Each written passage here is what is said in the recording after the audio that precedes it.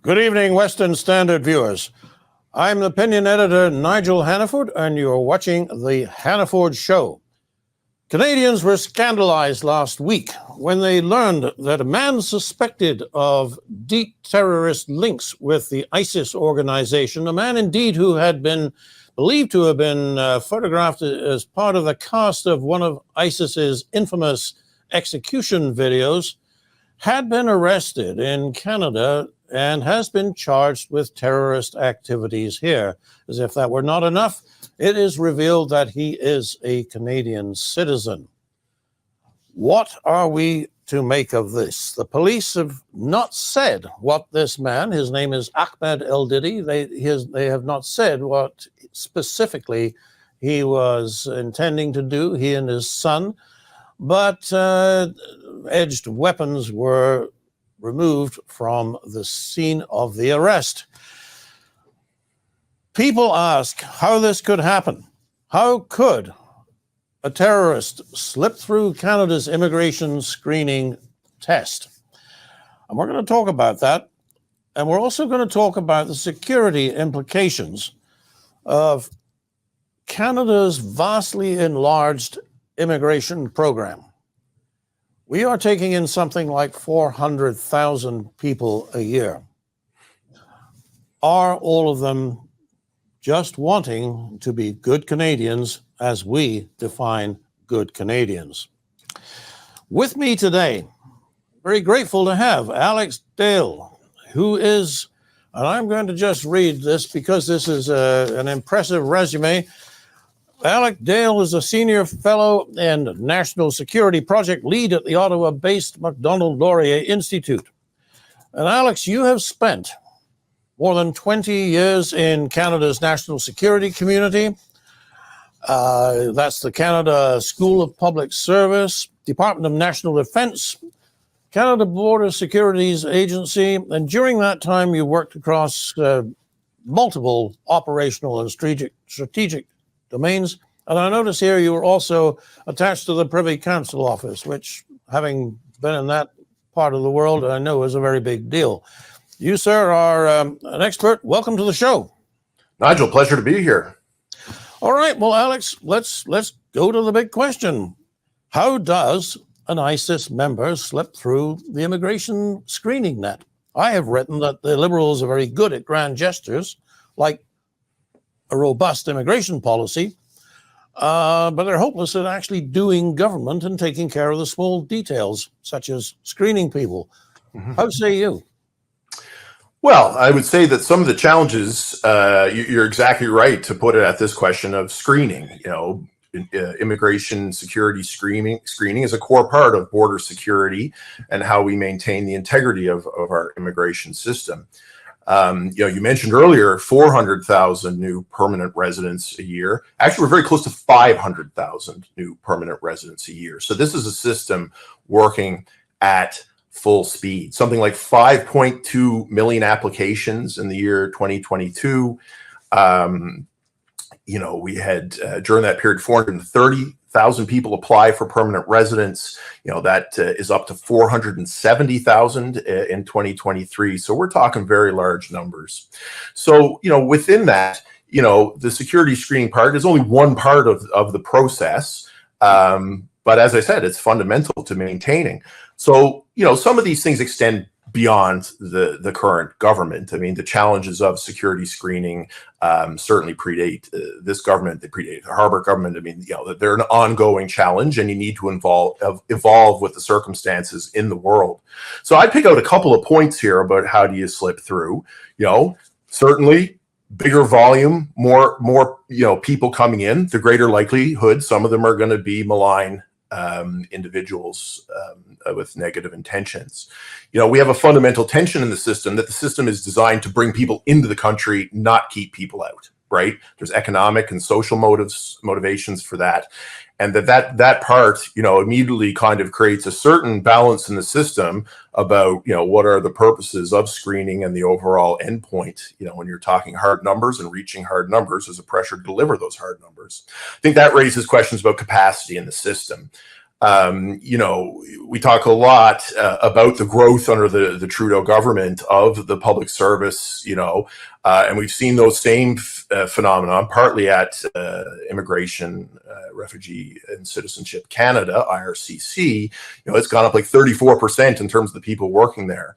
But those people don't primarily work on security, right? They work on the processing and integrating security information in as one part. CBSA, which is really the pointy end of this, the Border Security Agency, they're doing a lot of the screening. So a separate ministry, some real benefits to that, but they are the ones that are looking at various security dimensions, whether that's terrorism, whether that's war criminality, whether that's organized crime, whether that's a criminal record, all the things that would make you what they call inadmissible to Canada. So there's a capacity question here, I think. CBSA hasn't grown quite as much. And I think there's a fundamental problem talking solely about human resource growth in terms of numbers as opposed to training, knowledge, capabilities. I think there's, I've already alluded to it a bit, preparedness of the system, awareness across the immigration process of national security dimensions. This has been a general challenge in the public service that in today's world with, polycrisis, multiple threat, however you want to call it, there's new ways you have to think about accomplishing domestic goals even, right, let alone international ones. So Alex, do you think there's just too few people with too many applications to screen? So I put a bit of nuance on that. I think maybe not always the right people with the right skill set, not the right tools to do that effectively. I'd point to two things that, again, the Canadian government has not been strong on in my experience. One is hiring people with the language skills that are going to make you effective against dealing with the current threat picture. So this is people that speak foreign languages, whether that's Spanish, whether that's Arabic, Russian, Mandarin, Chinese, Persian, all the different languages, that some of our threat actors are coming from. I think in terms of what the intelligence community will call open source intelligence. So, this is using materials that are publicly available, like the video that you speak of that's, currently causing, that's being brought to light in the case of the ISIS arrest last week. You have to be able to find that. You have to be able to identify that. You have to connect it to the individual. There's a lot of tools that are out there now. I think it's important, that Canadians be aware of that and be pushing the government to make sure that the analysts who work on this have access to those tools. So, quantity isn't always quality. I think there is a slight mismeasure between how much immigration has grown, IRCC versus CBSA, the border service. The border service is not just people doing intelligence and immigration screening. These are the people who are right at the front lines on the borders. And there is a question too for the immigration officers who are IRCC people working at our embassies and missions abroad, how they're being equipped and positioned to deal with this too. Do they have the intelligence that they need? Are they getting that support from across the system? So yeah, I'm a little reluctant to throw in more people at problems all the time. I think that, in some cases there is just a basic need. If we look in the past, at, terrorist cases that have led to catastrophe, often say the security services will be following 5 groups, but it was a 6th group, right, that eluded their net. So, those are raw human numbers. It takes numbers to process information, to do surveillance, to do all the things that can potentially be important to law enforcement. So, but I would caution that this is an issue where we need to be thinking about technology and we need to be thinking about the training, background, and knowledge that the people doing this work have.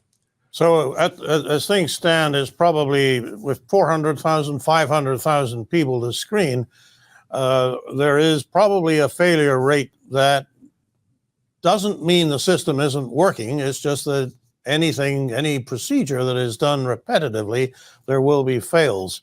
We were talking earlier about the number of people coming in and what would 1/10 of 1% look like. It's obviously still quite a number of potential fails there. But one of the things that, if I were writing talking points for the Liberal government as they try to defend themselves now that the Conservatives and the NDP have united to ask for a special meeting on this matter, Right. I would say, well, it doesn't happen very often. And I mean, it's really a pretty peaceful country and everybody's integrating very well. Then I would say, but then I would, if I were writing for the Conservatives, I would say this stuff happens all the time, sir. It's look at the Air India crash. There's 350 people killed there back in 85. Look at the plans of the Toronto 18 who are going to bomb the CN Tower and try and storm Parliament and behead people on camera. Look at the there's trouble within the Sikh community, which has been very high profile. Mississauga event. So actually, there is a problem. So let me ask you, as the expert in field here, Alex, should Canadians be concerned? I think Canadians should demand that the national security screening process be as modern, advanced, and world leading. We want to be a world leader in immigration and bringing people in, then the integrity of the system deeply matters. Both for the planned outcomes and for the general trust and confidence that Canadians have in this. Look, our immigration system overall is a success. I mean, our prosperity, etc. I mean, there's very little question that the benefits of immigration are huge. We will not see changes in immigration that don't see us bringing in hundreds of thousands of people. Now, you can debate whether 500,000 is the right number, or is it 300,000? But I don't think anyone's going to change that political consensus.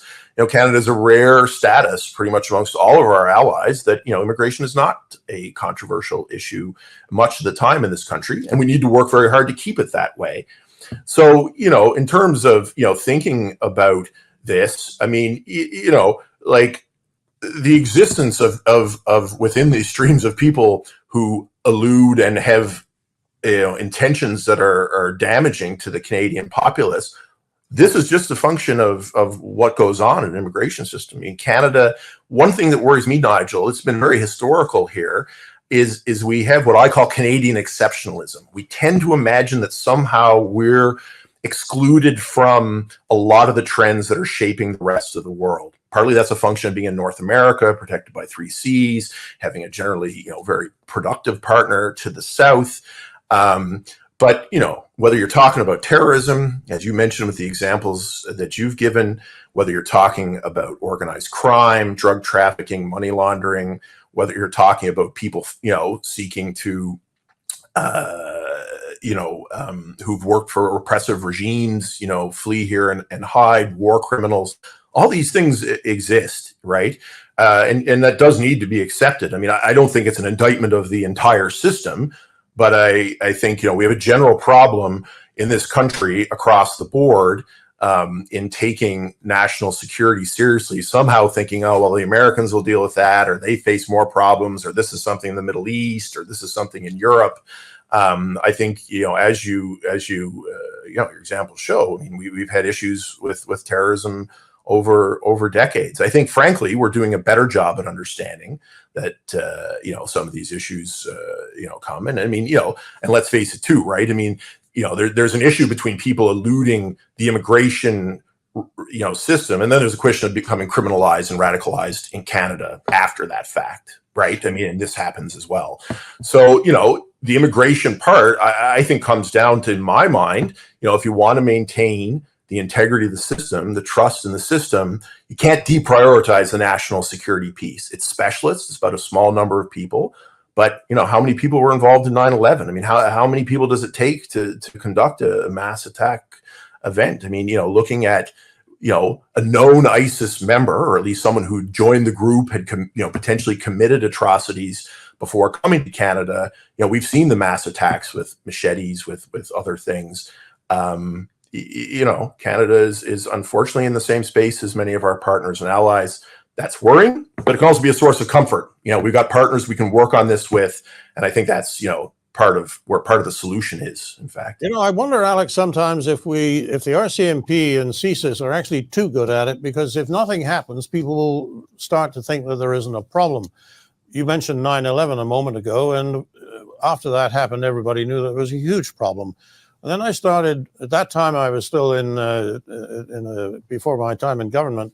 So I was paying attention to this through a news lens, but I noticed a number of reports coming through of foiled plots. And of course they made a headline, page 3, for a day. Right. And then, oh, well, we took care of that and everything is all right. Whereas in actual fact, this stuff is going on all the time. Yeah. And as it was famously said, we have to be on it 100% of the time. They, the bad guys, only need to succeed once. Yeah, and that's right. Alex, once is all it would take, I think, to make this country seem very untrustworthy in the eyes of its allies. What would you say to that?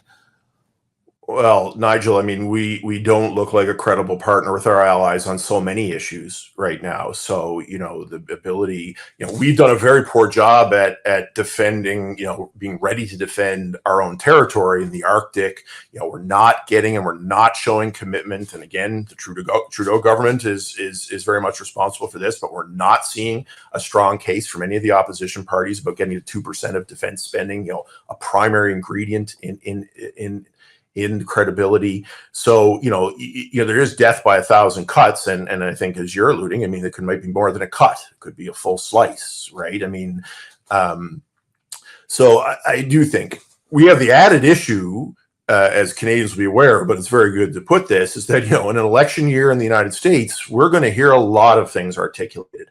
Americans have a lot of concerns about the border. While many of those relate to the southern border with Mexico, you can be sure, I mean, we've seen it already, that, that also turns attention to the northern border and what's going on in the northern border. And given how important to us trade, movement, whether it's for going to Taylor Swift concerts or whether it's, sealing the deal on a multi-billion-dollar automotive or oil exports, whatever, that relationship is crucial to us. So I think, we have to be extra attentive here, not necessarily because we're worse or we're better or the problems are more severe or they're more light, but the politics of this are clearly very, very explosive. Well, let me push on that point a little. Alex. How damaging would it be to trade across the border if a serious event was perpetrated in the United States by people who were based in Canada as citizens or landed immigrants even? It would be politically an extremely hot potato. You have to keep in mind constantly that from the U.S. perspective, borders are as much a matter of security as about trade, right? They certainly have a stronger bias and willingness to disrupt international trade flows into the country if they are, if they see a risk there, whereas Canada is very much pushing more for open border, etc. So, I think it's a bridge we don't want to cross, to be quite honest. Now, again, if you talk at the official level, I mean, I think most people understand. I mean, these are shared issues. But, there's a general perception that Canada is laxer and has fewer, pointy end tools to deal with this. So, I think we need to take it very seriously. Now, in your view, how seriously does the government of Canada react to expert advice? I'm thinking back to the recently retired experience of the CSIS director, David Vigneault, who was publicly diminished by the prime minister, who more or less said, well, I'm paraphrasing the prime minister's remarks, but they were to the general effect that it's good that we've got these eager gumshoes, but they go overboard sometimes, and we have to give everything second thought and check and consider and so forth. I found that highly objectionable. Sure Mr. Vigneault did as well, and I noticed that he retired from his post not too long after that. But you have had 20 years in the system. How good are the links from people who actually discover something through their chain of command to the government of the day? Let's not be partisan. It's a problem for both parties when they form government. How good are those links from the field to the boardroom table where the decisions must be made. That's clearly a constant work and process, in a democracy with changing political staff, et cetera. In the Canadian case, we have a very, very stable bureaucracy, very professionalized, right up to the deputy minister level. So, there's always a building of trust that has to happen there on any policy issue on that. I think what's really obvious to me is that, national security still takes the back foot is in the kind of back burner pretty much constantly. So, that information, I think, it's harder to get, it presented in ways that, show the government of the day what agenda, how it fits their agenda. And I think we've gotten very used in this country to thinking that, again, going back to this idea of exceptionalism, that, it's simply a case of meeting the government's agenda, as opposed to this, increasingly dangerous world intervening on that agenda. So, the government has made some good announcements in terms of setting up a National Security Council at the Privy Council office to address some of these issues. But that only comes down to how seriously the Prime Minister and his staff take those issues. And I think, for any country, no country wants to have to deal with these. You'd much rather focus on your prosperity, on your, the health and well-being of your people, et cetera. But, I think there needs to be a greater sense of awareness that this just goes with the turf, and that all those other things you want to do need to have that information flowing, the perspectives being collected, analyzed, put together by your police, by your border service officers, immigration officers, intelligence officers. Alex, as we mentioned before, the two of the opposition parties have called upon the government to reconvene the Parliamentary Public Safety Committee to hear how this situation arose, where somebody who had been a member of ISIS allegedly became a Canadian citizen and now stands accused of plotting an atrocity here in Canada. I want you to just think about what would you say to that committee if they invited you to testify? Mm-hmm.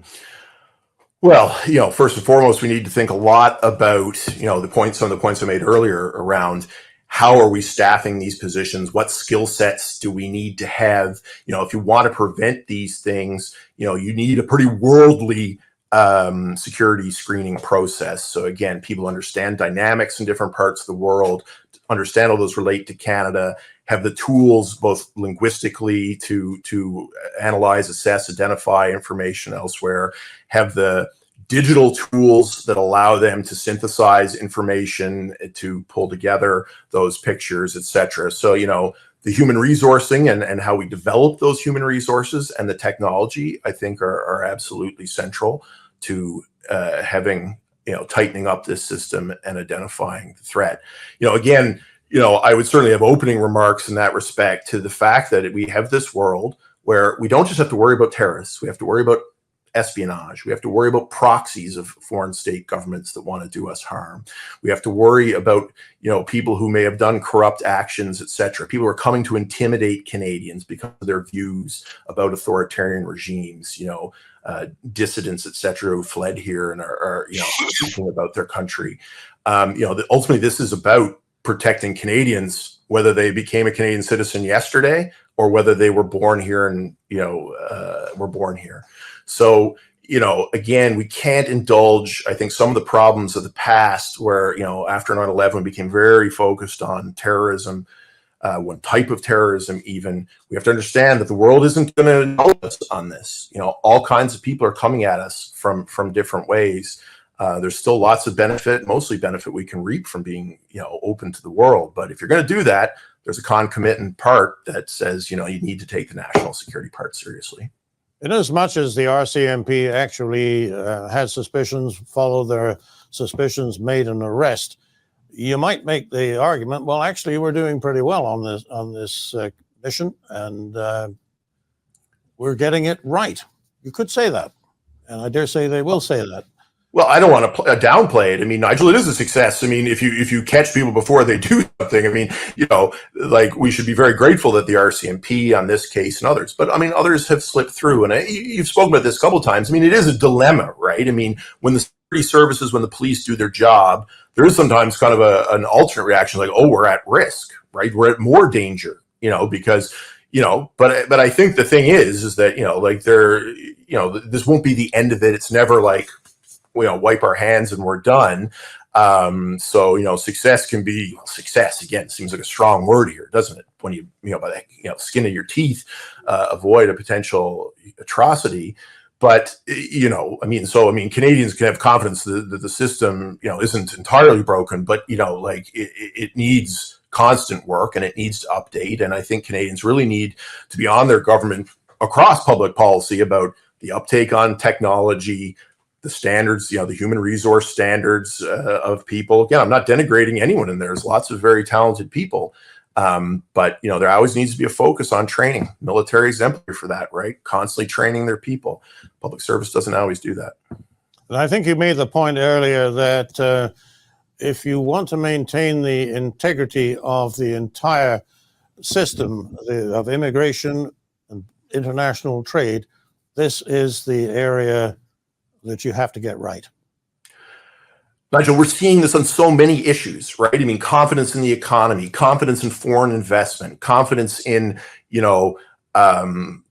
drug makers, confidence in so many things. Like, we need to see that the government, when necessary, has the ability to intervene on issues, whether it is, again, a foreign state trying to buy into critical resources or acquire an airfield, in a place, port technology, port access, etc. Whether it's our financial system and the entry of dirty money into that, the integrity of these systems depends on taking the threat of nefarious, if you want to use that language, actors seriously. And, everything is not always going to be easy and is not always going to, unfortunately, people will take advantage of these things. Happily, in most cases, for far less serious issues. But, as you said, I mean, it's sort of a no-fail mission, right? And on many parts of this, I mean, even if you only let one bad person through, if they commit something, that's cannot be diminished. So that's what I would say there. Alex, I think we should be glad of the good work of the RCMP in this case and wish them more of the same. It's been great to have you on the show, sir, and certainly want to commend you for the work that you are doing in this area. Ladies and gentlemen, that's it for tonight. For the Western Standard, I'm Nigel Hannaford, and thank you again to Alex Dale. All the best.